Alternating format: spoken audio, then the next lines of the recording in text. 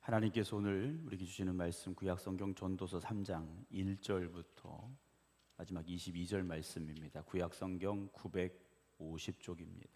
오늘 함께 예배드리는 우리 모든 성도 여러분들에게 하나님의 크신 은혜와 축복이 더하시길 주님의 이름으로 축원합니다. 한 엄마가 유치원에 가서 선생님하고 이렇게 대화를 나누게 됐어요. 근데 선생님이 얘기를 합니다. 엄마한테, 어머니, 아드님은 너무 산만해서 단 3분도 앉아있지 못합니다 그랬어요. 그랬더니 엄마가 집에 와서 아들에게 이렇게 얘기를 했습니다. 선생님께 너를 칭찬하시더구나. 의자에 1분도 못 앉아있던 네가 이제는 3분이나 앉아있는다고 하셨어. 기특해 하셨어.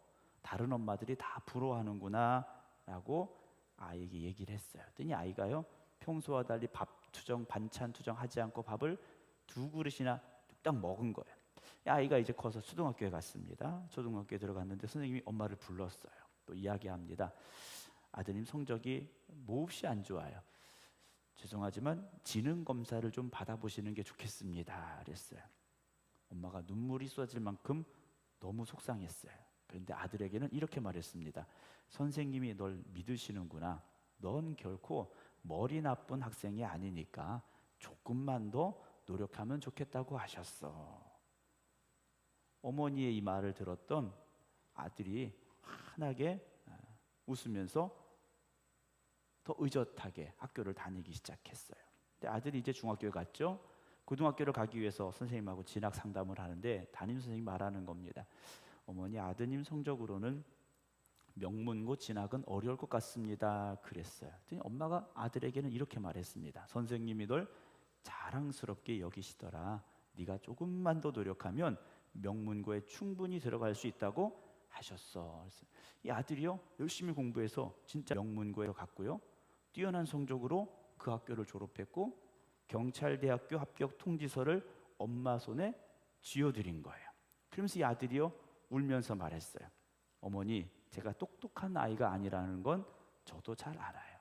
그동안 어머니의 격려와 사랑이 오늘의 저를 만든 거예요 라고 얘기를 했다고 합니다. 이 이야기의 주인공은 프로파일러, 범죄 프로파일러로 우리가 알고 있는 표창원 씨의 어렸을 적 이야기라고 해요. 요즘은 뭐 경쟁 사회다, 뭐 이렇게 누가 얘기하지 않아도 다 알고 있습니다. 남들보다 더 뛰어나야 되고 남들보다 더 능력이 있어야 되고 심한 경우에는 남들을 딛고 올라서려고 하는 게 우리가 살아가는 시대이죠. 그러나 성경은 우리에게 서로 사랑하라라고 말씀해 주고 있습니다. 사랑한다라는 말, 이 말 속에 담겨져 있는 것은요, 바로 격려와 칭찬이라 생각할 수 있습니다. 칭찬은 지금까지 해온 것에 대한 좋은 말이지 않습니까?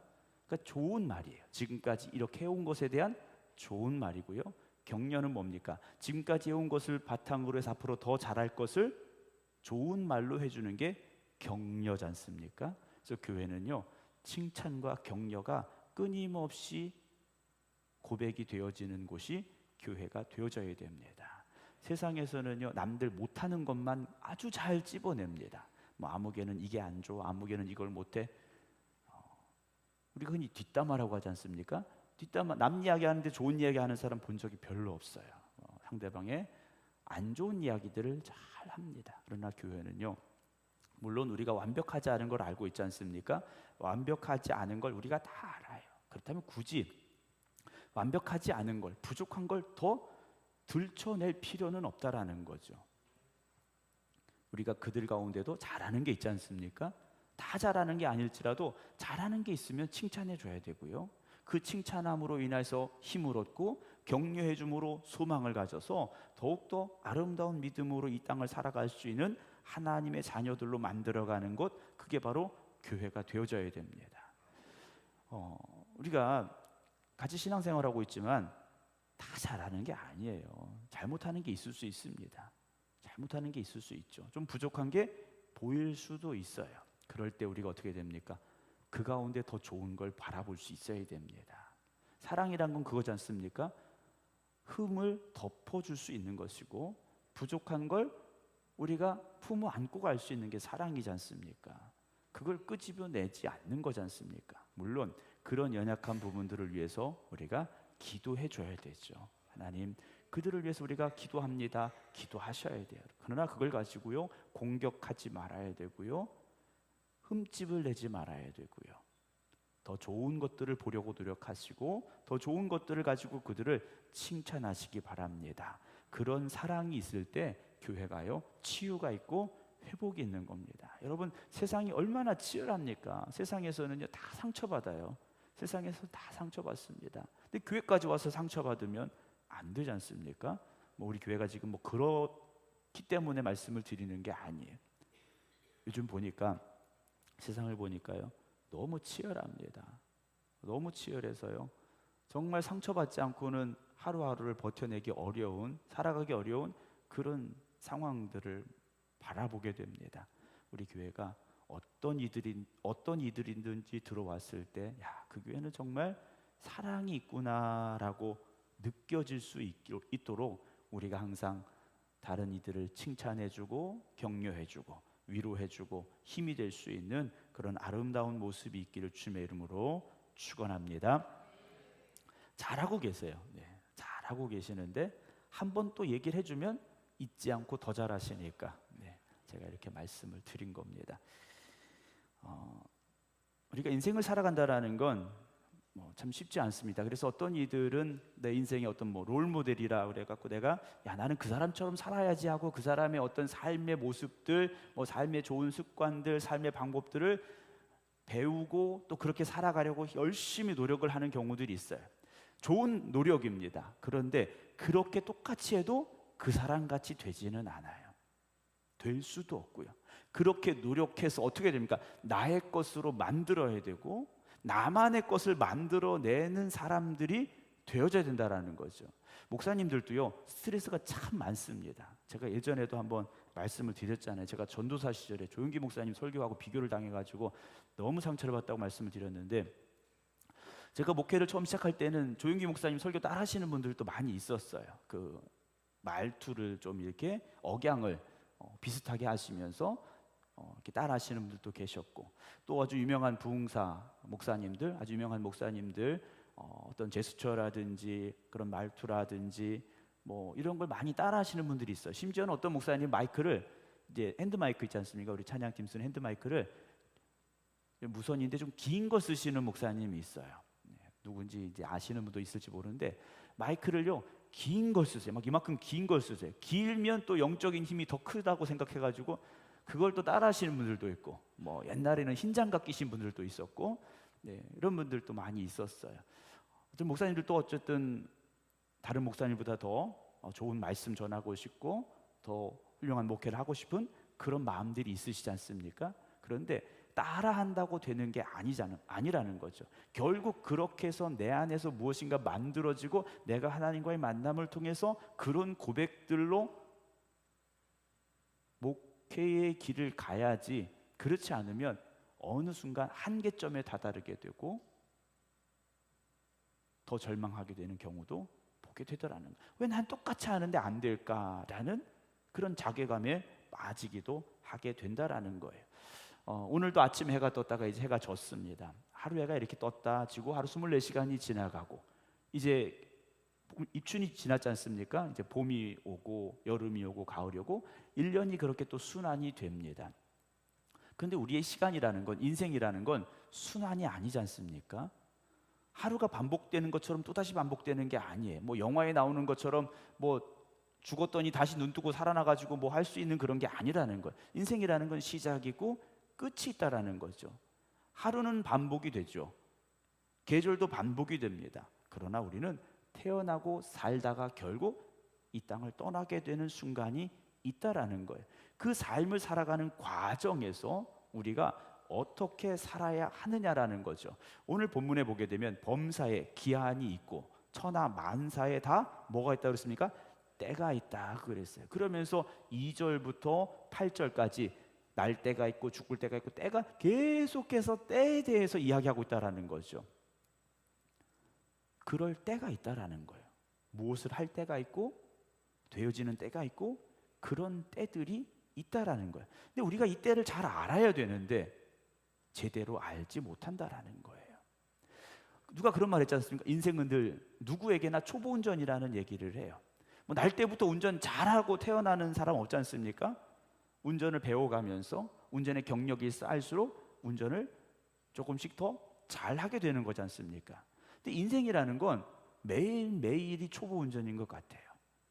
죄송합니다만 30살이 되어도 50살이 되어도 60살이 되어도 때는 80이 되어도요, 인생은 어찌 보면 매일이 다른 것 같고 매 순간이 다른 것 같다라는 생각이 듭니다. 물론 지금까지 살아온 인생, 어떤 경험들을 바탕으로 그날을 살아갈 지혜를 얻을 수 있고 어떤 방법을 찾아낼 수는 있겠지만 전혀 다른 상황들을 우리는 뜻밖의 시간에 뜻밖의 장소에서 만날 때가 많이 있다라는 거죠.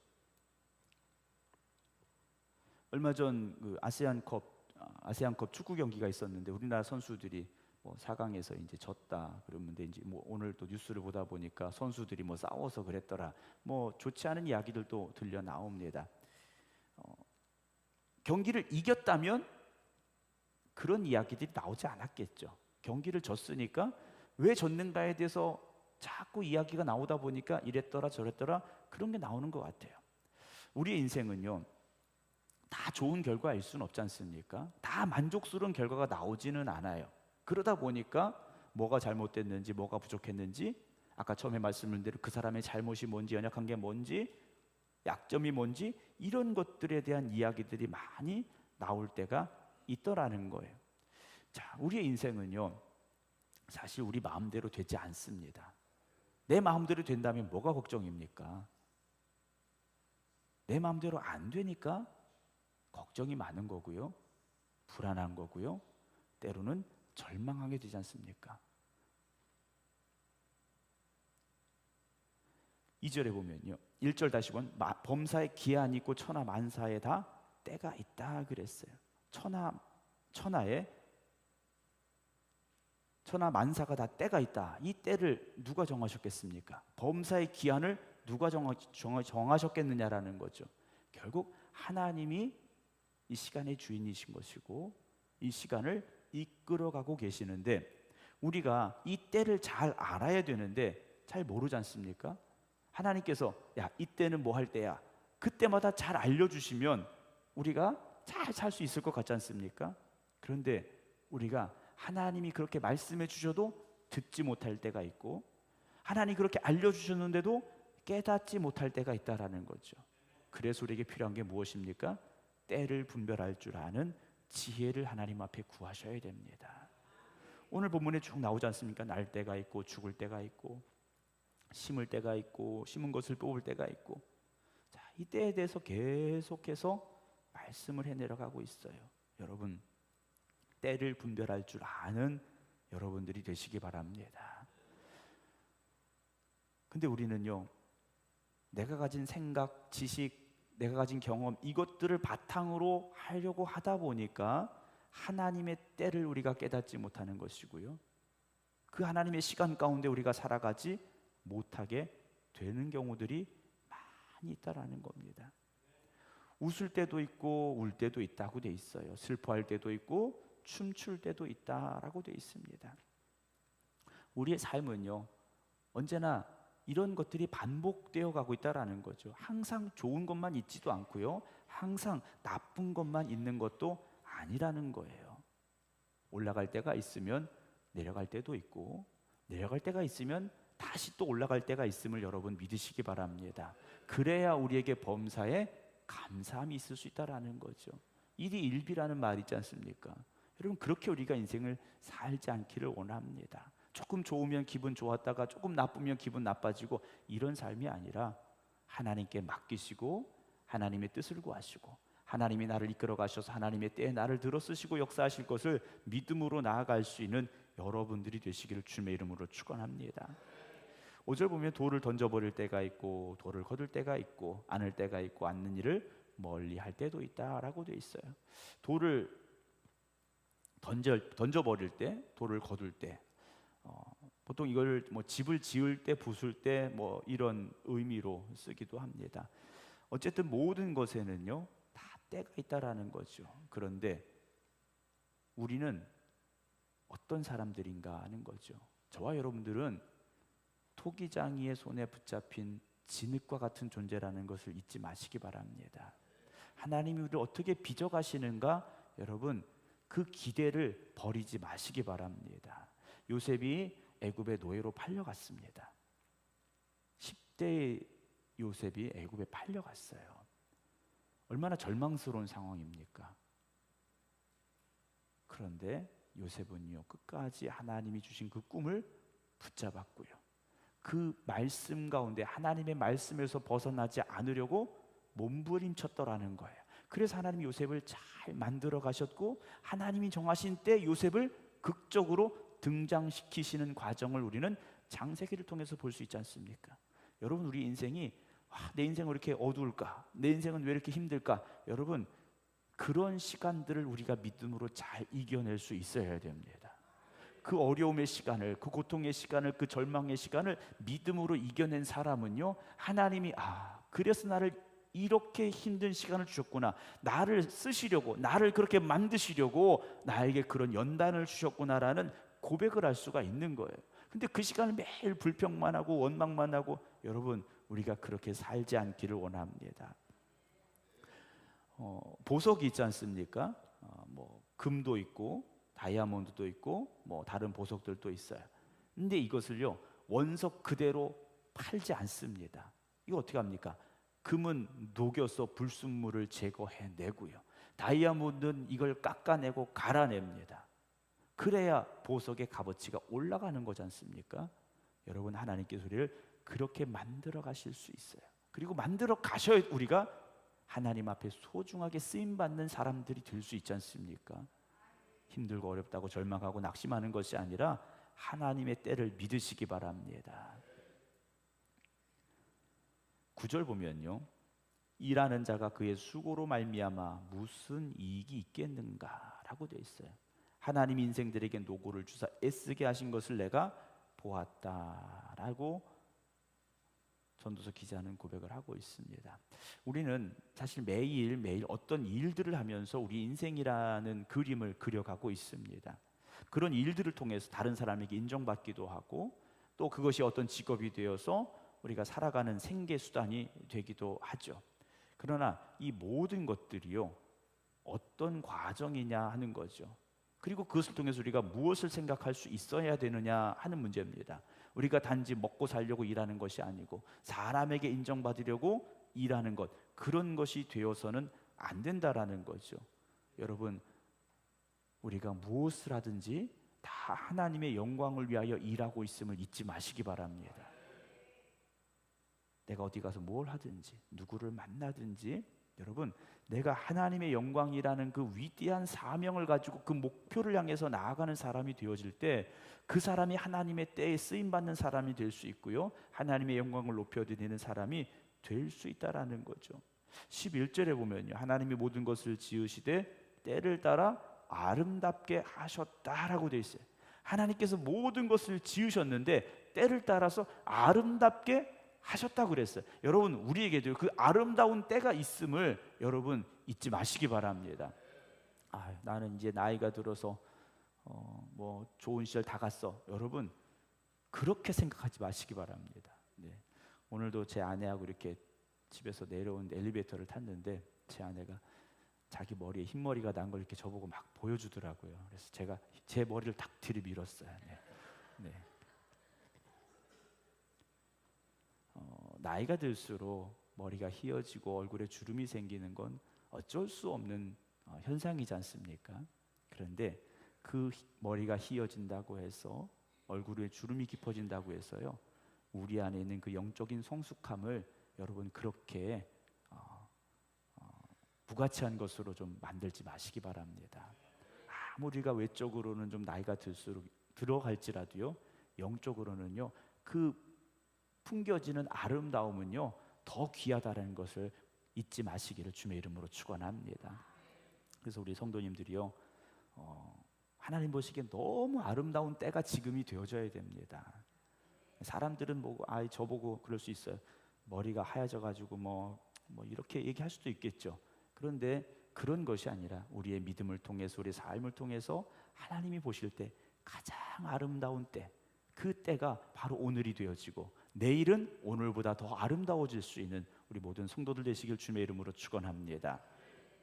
근데 어떤 사람들은요, 그걸 깨닫지 못해서 세상의 아름다움만 쫓아가게 되고요, 세상의 것들만 쫓아가는 경우들이 많이 있습니다. 여러분, 우리의 인생의 방향은 오직 하나님의 영광이 되어져야 됩니다. 그리고 하나님 나라가 되어져야 돼요. 그리고 그 방향을 잃지 않으면 하나님께 우리를 만들어 가시고요, 우리를 사용하시고요, 우리를 통해 영광 받으심을 믿으시기 바랍니다. 그래야 우리의 인생이요 헛되지 않은 거예요. 또 사람들에게는 영원을 사모하는 마음을 어떻게 했습니까? 주셨다 그랬어요. 하나님의 나라를 사모하는 마음을 우리에게 주셨어요. 그걸 빼앗기지 마시기 바랍니다. 그러나 하나님이 하시는 일의 시종을 사람이 어떻게 합니까? 측량할 수가 없는 거예요. 우리가 이걸 다 알 수가 없다라는 거죠. 12절, 사람이 사는 동안에 기뻐하며 선을 행하는 것보다 더 나은 것이 없는 줄 내가 알았다 그랬어요. 우리가 인생을 살아가면서 뭐 해야 됩니까? 선을 행하라는 거예요. 하나님이 기뻐하시는 일들을 행하시기 바랍니다. 그게 최고라는 거예요. 14절 보면요, 하나님께 행하시는 모든 것은 영원히 있을 것이라 그랬습니다.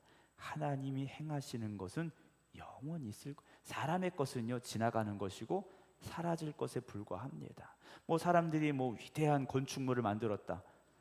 이 건축물이 영원하느냐? 여러분, 지진 한번 나면요 다 무너집니다. 불 나면 다 사라져 버립니다. 지난번에 기사를 보니까요, 이집트에 있는 피라미드를 뭐 복원한다고 거기에다 뭐 이렇게 갖다 붙이는 장면이 이렇게 사진으로 나와 있더라고요. 뭐 거대한 무덤이지 않습니까? 거대한 무덤인데 정말 웅장해요. 근데 그것도 세월이 지나니까 부스러지고요, 뭐 거기에 한번 지진이 나면 그것도 무너질 수도 있지 않겠습니까? 여러분, 우리가 내 인생의 탑을 내 손으로 쌓아가려고 하지 마시기 바랍니다. 결국 그건 바벨탑이 될 수밖에 없습니다. 하나님이 쌓아주시는 인생을 살아가시기 바랍니다. 하나님이 만들어 가시는 인생을 우리가 살아갈 수 있어야 돼요. 그러려면 우리가 어떤 사람이 되어져야 됩니까? 늘 하나님의 말씀을 가까이 해야 되고 그 말씀에 순종해야 돼요. 하나님께서 아담과 하와를 만드셨을 때 어떤 마음을 가지고 만드셨겠습니까? 하나님의 말씀에 순종하는 자들로 하나님께서 기대하시고 만드셨겠죠. 그런데 그 뱀의 유혹에요 넘어지고 말았지 않습니까? 오늘도 하나님 우리에게 기대하고 계셔요.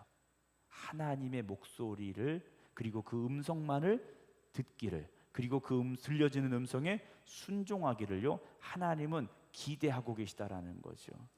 우리가 어떻게 살아야 되겠습니까? 하나님 말씀에 순종하시기 바랍니다. 세상의 유혹에 넘어지지 마시고요, 죄의 유혹에 흔들리지 마시기 바랍니다. 끝까지 하나님 말씀 붙잡고 하나님의 기쁨이 되는 삶을 살아가셔야 돼요. 하나님이 기뻐하시는 게 뭡니까? 순종이라고 말씀하고 계시지 않습니까? 신앙생활은 순종의 길입니다. 지난번에 말씀드렸습니다만 순종하며 사는 거예요. 근데 순종하며 사는 게 얼마나 어려운지 우리가 알고 있지 않습니까? 내 맘대로 살면 편한데 하나님 말씀에 맞춰서 살려니까 힘들잖아요. 그러나 그 순종을 하나님께서 기쁘게 받으시고 아브라함의 그 순종을 기뻐 받으신 하나님께서 아브라함의 믿음을 인정하셨듯이 오늘 우리에게도 그런 축복이 있기를 주님의 이름으로 축원합니다. 세상을 살아가면서 우리가 먹는 것으로, 뭐 우리가 입는 것으로, 우리가 뭐 재산을 쌓아놓는 것으로 여러분 그것으로 기쁨이 되거나 그것으로 만족하지 마시기 바랍니다. 그것에 만족하면요, 그게 흔들리면 인생이 송두리째 흔들릴 수밖에 없어요. 요즘 그 가상화폐라고 그래서 비트코인이라는 게 있습니다. 실제 돈이 아니에요. 실제 돈이 아닌데도 그걸 가지고 가격을 매기고 요즘 뭐 그게 엄청나게 올랐다. 뭐 주변에서 하는 얘기가 그거 지금이라도 사두면, 지금 우리말로만 그 뭐 비트코인 하나에 뭐 5천만 원, 6천만 원 한다는데 지금이라도 그걸 사놓으면 10년 뒤에는 그게 뭐 몇 억이 될 거다 이야기를 하시는 분들도 있더라고요. 그럼 그럴 것이다라는 추측이죠. 물론 진짜 그렇게 될 수도 있어요.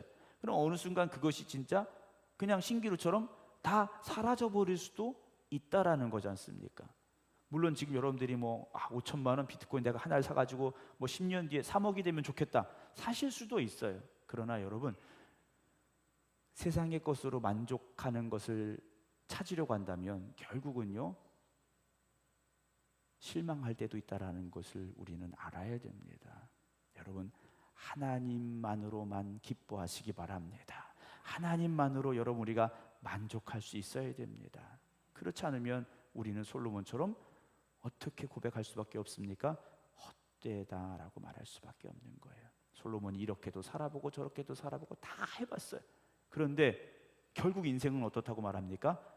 헛되다라고 말할 수밖에 없는 거예요. 왜 그렇게 말할 수밖에 없었느냐? 하나님 없이 살아보니까 재산이 많아져도, 권력을 가져도, 수많은 여인들을 데리고 살아도, 엄청난 부와 명예가 있다 할지라도요 결국 무엇입니까? 헛되다라는 거예요. 그래서 오늘 본문의 말씀이 하는 게 뭡니까? 사람이나 짐승이나 별반 차이가 없더라는 거예요. 그렇게 살다 죽으면 다 똑같더라는 거예요. 죽어 석이 되는 거 다 똑같더라는 거예요. 그런데 21절 봅니다. 인생들의 혼은 어디로 갑니까? 위로 올라가고. 여러분, 우리가 다시 하나님 앞에 서게 된다라는 거죠. 다시 하나님 앞에 서게 된다라는 겁니다. 그럼 그때 하나님께서요 우리를 다시 돌아보는 자리에 세우실 때 우리가 그 자리에서 고개를 들 수 있어야 되지 않겠습니까? 우리가 살아온 날이 부끄러워서 고개를 들 수 없는 저와 여러분들이 되지 않기를 주님의 이름으로 축원합니다. 물론 우리가 인생을 당당합니다 이렇게 생각하고 그렇게 서야 된다라는 말씀은 아니에요. 17절 다시 봅니다. 내가 내 마음속으로 이르기를 의인과 악인을 하나님이 심판하시리니 이는 모든 소망하는 일과 모든 행사에 뭐가 있습니까? 때가 있다라고 돼 있어요. 내가 내 마음속으로 이르기를 인생들의 일에 대하여 하나님이 그들을 시험하시리니 라는 말씀도 전서 기자는 하고 있습니다. 사랑하는 성도 여러분, 지나간 날은 바꿀 수 없습니다. 바로 직전까지의 상황은 우리가 바꿀 수 없어요. 그러나 이제 앞으로의 날들은 우리가 바꿀 수 있지 않습니까? 만들어갈 수 있지 않습니까? 여러분, 하나님과 동행하는 삶을 살아가시기 바랍니다. 하나님의 뜻을 온전히 이루어가는 삶을 살아가시기 바랍니다. 그래서 하나님 앞에 서는 그날이 우리에게 있어서 축복의 날이 되어지고 기쁨의 날이 될 수 있기를 주님의 이름으로 축원합니다. 기도하겠습니다.